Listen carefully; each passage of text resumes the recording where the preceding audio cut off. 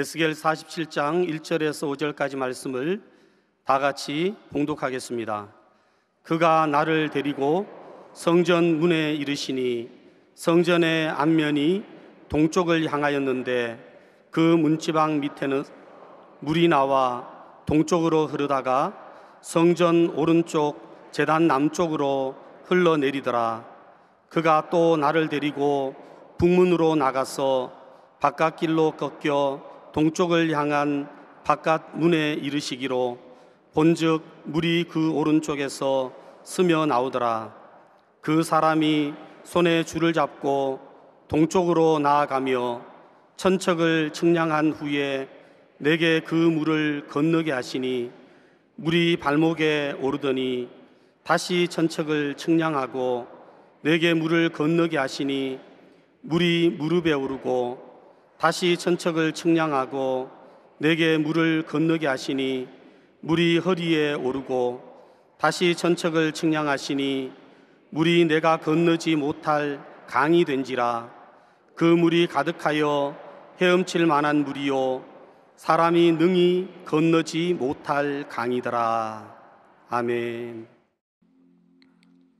오늘은 에스겔서 47장 1절 5절 말씀 가지고 성령 충만의 4단계 이와 같은 제목으로 함께 말씀의 은혜를 나누기 원합니다. 제목을 한번 따라해 주시기 바랍니다. 성령 충만의 4단계. 성령 충만의 4단계. 모든 성도들이 예수 믿고 구원받은 다음 승리하는 신앙생활을 하기 위해서 반드시 성령의 충만을 받아야 됩니다.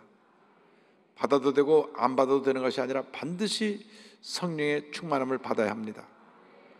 예수님의 제자들이 3년 반 동안이나 예수님을 따라다니면서 주옥 같은 말씀을 듣고 그 말씀 내용을 기억하고 예수님의 기적의 현장에 같이 있었음에도 불구하고 성령 받기 전에는 무기력해서 예수님이 붙잡으실 때 다 뿔뿔이 흩어져 도망을 갔습니다. 더욱이 수지자 베드로는 가야바 대제사장의 뜰에서 예수님을 3번이나 모른다고 부인을 했습니다. 그런데 저들이 오순절날 성령 충만을 받고 완전히 변화가 되었습니다. 능력 있는 복음의 증인으로 바뀌어지게 된 것입니다. 우리가 승리한 신앙생활을 하기 위해서 능력 있는 복음의 증인으로 살아가기 위해서 성령의 충만함을 받아야 합니다. 반드시 성령의 충만을 받아서 문제 많고 어려움 많은 세상을 승리하며 살아가는 우리 모두가 되어야 할 것입니다. 오늘의 말씀은 에스겔 선지자가 환상 가운데 본 것에 대한 말씀입니다. 성전에서 흘러나오는 물을 그가 보게 되었는데 이 물은 상징적으로 예수님께서 요한복음 7장에 말씀하신 예수 믿는 사람들에게 배에서 생수의 강이 흘러나리라, 이는 너희가 받을 성령으로 의미하는 것이라고 말씀했는데 이 성령의 생수가 흘러갈 것을 보여준 말씀입니다. 환상 가운데 성전이 되었는데 성전에서 물이 흘러나오고 있었습니다. 에스겔 47장 1절 2절입니다. 그가 나를 데리고 성전문에 이르시니 성전의 앞면이 동쪽을 향하였는데 그 문지방 밑에서 물이 나와 동쪽으로 흐르다가 성전 오른쪽 제단 남쪽으로 흘러내리더라. 그가 또 나를 데리고 북문으로 나가서 바깥길로 꺾여 동쪽을 향한 바깥문에 이르시기로 본즉 물이 그 오른쪽에서 스며 나오더라. 물이 성전에서 흘러나와서 결국 동쪽으로 흘러가는데 한 1천척 한 500m쯤 가서 보니까 물이 발목에 잠길 정도가 되었습니다. 먼저 발목이 잠기는 단계에 대해서 설명을 드립니다. 에스겔 47장 3절입니다. 그 사람이 손에 줄을 잡고 동쪽으로 나아가며 천척을 측량한 후에 내게 그 물을 건너게 하시니 물이 발목에 오르더니, 예수를 믿고 성령의 충만함을 받으면 먼저 그 발목이 붙잡히게 됩니다. 세상을 향해 가던 발걸음이 교회로, 예배드리러 나오는 발걸음으로 바뀌어지게 되는 것입니다. 육신의 쾌락을 따라 걸어가던 그 발걸음이 주님이 기뻐하신 곳으로 가는 발걸음으로 바뀌게 되는 것입니다.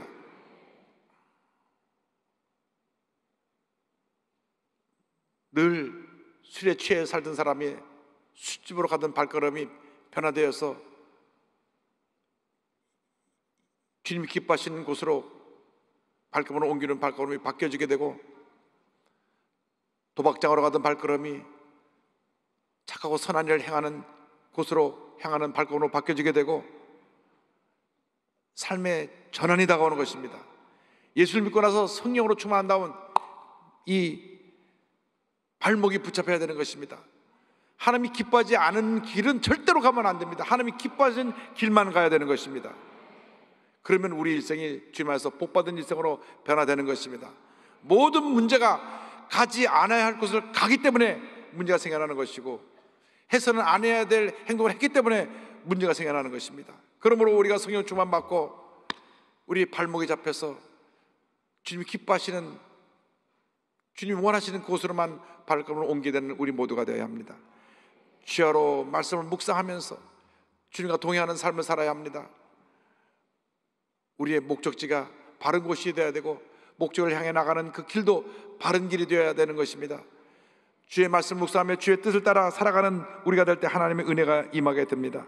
시편 1편 1절로 2절을 말씀합니다. 복 있는 사람은 악인들의 길을 따르지 아니하며 죄인들의 길에 서지 아니하며 오만한 자들의 자리에 앉지 아니하고. 다 잘못된 발걸음입니다.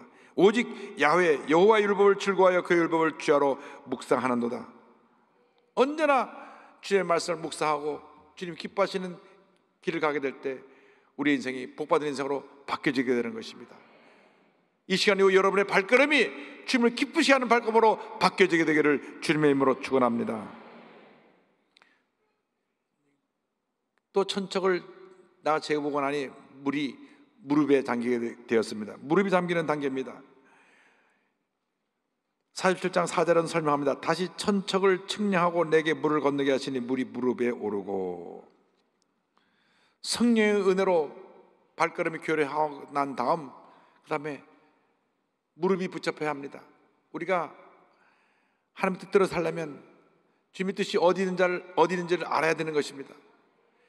그런데 기도하지 않고는 하나님의 뜻을 알 수가 없습니다. 늘 주님 앞에 기도의 무릎을 꿇는 여러분 모두가 되기를 바랍니다. 기도에 힘쓰는 여러분 되기를 바랍니다. 기도하는 사람을 당할 사람이 없습니다. 사도 바울은 골로새서 4장 2절에 이와 같이 말씀합니다. 기도를 계속하고 기도에 감사함으로 깨어있으라. 예수님의 일생은 기도의 일생이었습니다. 공생애를 시작하실 때 40일 금식하시며 기도하셨습니다. 그 사역을 감당하실 때 언제나 이른 새벽에 먼저 하나님 앞에 무릎을 꿇고 기도하셨습니다. 누가 그 새벽 기도를 만들어 우리 이렇게 괴롭게 하는데 새벽 기도는 예수님이 먼저 시작하신 것입니다. 마가복음 1장 35절을 보니까 새벽 아직도 밝기 전에 예수께서 일어나 나가 한적한 곳으로 가서 거기서 기도하시더니 말씀합니다. 주님은 큰 기적을 베푸시고 난 다음 한적한 곳에 홀로 가셔서 기도하셨습니다. 누가복음 5장 16절입니다. 예수는 물러가서 한적한 곳에서 기도하시니라. 마태복음 14장 23절입니다. 무리를 보내신 후에 기도하러 따로 산에 올라가시니라. 저물매 거기 혼자 계시더니. 중요한 일을 결정할 때도 우리 예수님은 기도하셨습니다. 제자를 뽑을 때 밤새워 철야 기도하신 것입니다.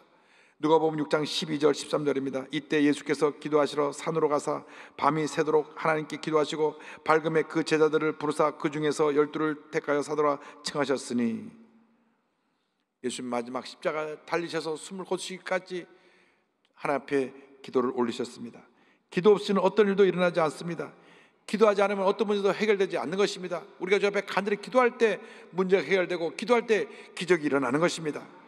마태복음 7장 7절로 말씀합니다. 구하라 그리하면 너에게 주일 것이요 찾으라 그리하면 찾아낼 것이요 문을 두드리라 그리하면 너에게 열릴 것이니.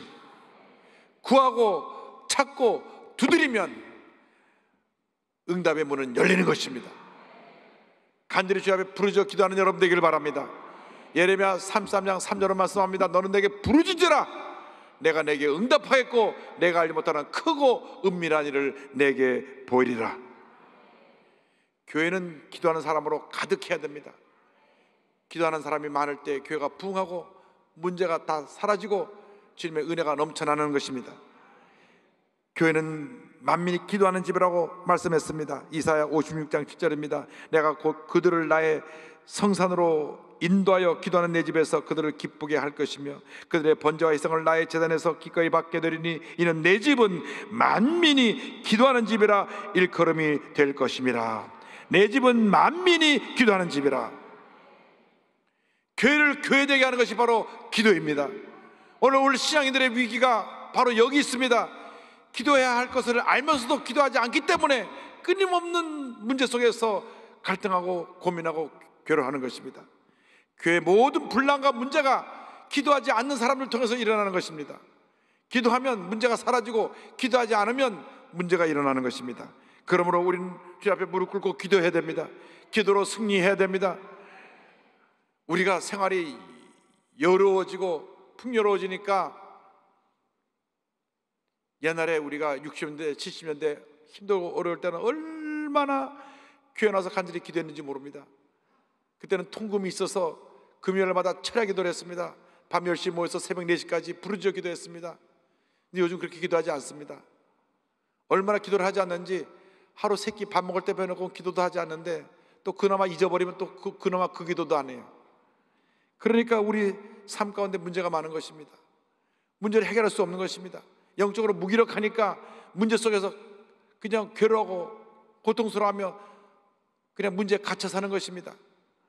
그런데 기도에 무릎을 꿇으려고 하는 것은 내 뜻, 내 고집대로 하는 기도가 아니라 주님의 뜻에 합당한 기도를 드리라고 하는 말씀입니다. 기도에 무릎을 꿇을 때 주님께서 우리 마음 가운데 주의 뜻을 가르쳐 주시고 그 뜻을 따라 간구하게 하시고 그 뜻을 이루어 주시는 것입니다. 늘 주 앞에 무릎 꿇어 기도하는 여러분 되기를 주님의 이름으로 축원합니다. 1972년에 저희 할아버님께서 총괄하셨는데 그때 입관하기 전에 그 알코올로 온몸을 닦아내는 것을 지켜보았습니다. 그런데 할아버님 무릎을 보니까 무릎이 굳은 살로 가득 차서 이렇게 불뚝 튀어나오셨어요. 평양 선박교회 섬기실 때 그때는 지금처럼 이런 의자가 있는 교회가 아니라 다 마룻바닥이었으니까 늘 새벽에 나서 마룻바닥에서 무릎을 꿇으셨기 때문에 무릎에 굳은 살이 박히셔가지고 그 무릎이 완전히 낙타 무릎처럼 이렇게 불뚝 튀어나온 것을 보면서 아, 할아버님이 저렇게 평생 기도하셨구나. 나도 기도의 사람이 되어야 되겠다. 마음에 결심을 했던 기억이 납니다. 늘 할아버님은 무릎 꿇고 기도하는 것을 쉬지 않으셨습니다. 매일 새벽에 기도제단을 쌓으시고 저녁에 가정예배를 드리면서 기도제단을 쌓으셨습니다. 기도할 때 하나님께서 우리 기도를 들으시고 응답하시는 것입니다. 짧은 인생길 살아가는 동안에 여러분 모두가 기도에 무릎을 꿇고 하나님의 음성을 듣고 주의 기적을 체험하는 여러분 되기를 주님의 이름으로 축원합니다. 우리가 성령 은혜 가운데 발목이 잡히고 무릎이 잡힌다면 세 번째로 허리가 붙잡혀야 됩니다. 허리가 잠기는 단계를 다음은 성경은 설명합니다. 다시 일천척을 측량하고 나가니 물이 허리에 잠기더라. 47장 4절입니다. 다시 천척을 측량하고 내게 물을 건너게 하시니 물이 허리에 오르고. 기도의 사람이 된다면 하나님 앞에 귀하게 위대하게 쓰임받기 위해서는 허리가 잡혀야 됩니다. 무슨 말씀인가 하니 겸손한 사람이 되어야 된다, 그 말씀입니다. 무릎이 잡혀서 기도를 해도 인격적으로 모관한 사람, 성품이 다듬어지지 않으면 끊임없이 문제를 몰고 다닙니다. 기도를 하는 것 같은데 감정을 다스리지 못하고 혈기를 부리고 큰소리 치고 다투는 사람이 있어요. 그러니까 그 기도한 것을 다 헛되게 만드는 것입니다. 우리는 예수님을 닮은 온유와 겸손의 모습을 갖춰야 합니다. 예수님 말씀하십니다. 마태복음 11장 29절입니다. 나는 마음이 온유하고 겸손하니 나의 멍에를 메고 내게 배우라. 그리하면 너희 마음이 쉼을 얻으리니. 온유와 겸손을 옷 입으면 마음에 평안함이 다가온다고 하는 축복의 말씀입니다. 우리가 온유하지 못하고 겸손하지 못하니까 늘 분노하고 시기하고 질투하고 다투고 갈등이 생겨나는 것입니다. 우리가 겸손하게 바뀌어지기만 하면 나로 인해서 가정이 변하고 이웃이 변하고 사회가 변화되는 놀라운 역사가 나타나게 되는 것입니다. 그런데 문제는 기도를 많이 한다고 하면서 교만한 사람들입니다. 예수님 당시에 바리새인이라고 하는 그러한 종교 지도자들이 있었습니다. 그들은 철저하게 율법을 지키는 그러한 종교 지도자들이었습니다. 그들은 말합니다. 우리들이 일주일에 이틀씩 금식을 합니다. 철저히 11조를 합니다. 그리고 율법을 다 지켜 행합니다. 그런데 그들의 마음은 교만이 가득 차서 스스로 의로워서 늘 남을 판단하고 정죄하고 당신 이것이 문제요, 당신 이것이 문제요, 당신 이것이 문제요, 남을 비판했습니다. 결국 예수님을 십자가에 못 박았는데 앞장선 사람들이 바로 그 사람들입니다. 군중들이 예수님을 십자가에 못 박은 것이 아니라 율법을 가장 잘 알고 있다 하는 그들이, 하나님 뜻대로 산다고 하는 그들이, 바리새인들, 서기관, 제사장들이 예수님을 십자가에 못 박아 죽인 것입니다. 하나님은 겸손한 자를 통해 하나님의 뜻을 이루십니다. 잠언서 16장 18절입니다. 교만은 패망의 선봉이요 거만한 마음은 넘어짐의 앞잡이니라. 잠언서 15장 33절입니다. 여호와 야훼를 경외하는 것은 지혜의 훈계라 겸손은 존귀의 길잡이니라. 예수님은 군림하러 오신 것이 아니라 섬기러 오셨습니다. 마가복음 10장 45절입니다. 인자가 온 것은 섬김을 받으려 함이 아니라 도리어 섬기려 하고 자기 목숨을 많은 사람의 대속물로 주려 함이니라. 예수님께서 십자가 달리시기 전에 제자들에게 마지막으로 가르쳐 주신 것이 바로 이 겸손의 모습입니다. 당시 주인 나가서 일하고 들어올 때 하인들이 대야에다 물을 받아 주인 발을 씻었는데 예수님이 마지막 만찬 자리에서 허리에 수건을 들으시고 제자의 발을 씻으신 것입니다. 그리고 말씀하십니다. 요한복음 13장 14절입니다. 내가 주와 또는 선생이 되어 너희 발을 씻었으니 너희도 서로 발을 씻어주는 것이 옳으니라. 큰 일을 이루기 위해서 예수님을 닮은 인격자들이 다 되기를 바랍니다. 우리 한국 교역사에 길이 남는 우리 주기철 목사님, 조만식 장로님의 간증이 있습니다. 평양 산정교를 다니고 계신 주기철 목사님, 그리고 그 교회를 추석하고 계시던 조만식 장로님이 계십니다. 조만식 장로님은 북한의 민족 지도자로서, 독립운동가로서, 또 교육가로서, 정치인으로서 존경받는 분이었습니다. 매일같이 조만식 선생님의 많은 분들이 찾아와서 민족에 나갈 길에 대해서 의논했습니다. 근데 어느 주일날 손님이 찾아와서 얘기하다 보니까 그만 얘기가 길어져 갖고 예배 시간이 지났어요.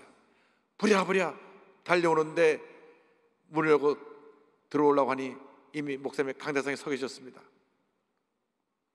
주기철 목사님이 그 문을 열고 들어오시는 장로를 보시고, 조 장로님 지금 예배 중이니까 거기 뒤에 서서 예배 드리세요. 성도들이 깜짝 놀랐습니다. 조만식 장로님은 주기철 목사님보다 훨씬 나이가 많으시고 오산학교를 주기철 목사님이 학생으로 다닐 때 교장 선생님이셨고, 또 주기철 목사님이 마산에 있을 때 산정학교로 초청해 오신, 청빙에 오신 장로님도 조만식 장로님이셨는데, 주기철 목사님이 서 계시라 그러니까 성도들이 놀라고 긴장했습니다. 목사님이 설교를 다 끝나고 예배가 끝날 쯤 이렇게 말씀하셨습니다. 장로님, 기도하세요.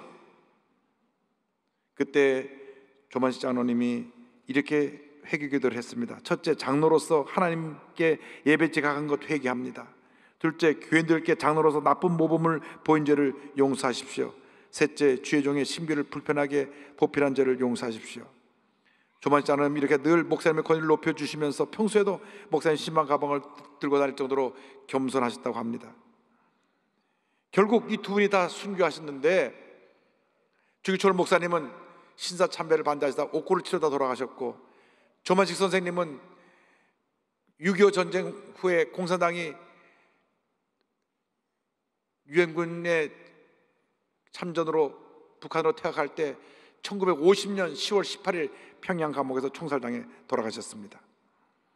그러나 그분이 남긴 이 겸손의 모습은 많은 분들에게 큰 귀감이 되었습니다.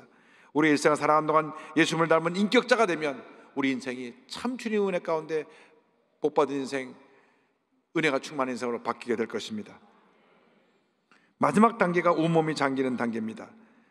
다시 인처적으로 더 나아가니 물이 큰 강을 이루었습니다. 천척 한 500m 가고 나서는 발목이 잠기고 또 5미터 더 가고 나니까 무릎이 잠기고, 또 5미터 더 가고 나니까 허리가 잠기고, 마지막 또 5미터를 더 가니까 온몸이 잠기는 그러한 큰 강을 이루게 되었습니다. 47장 5절입니다. 다시 천척을 측량하시니 물이 내가 건너지 못할 강이 된지라. 그 물이 가득하여 헤엄칠 만한 물이요 사람의 등이 건너지 못할 강이더라.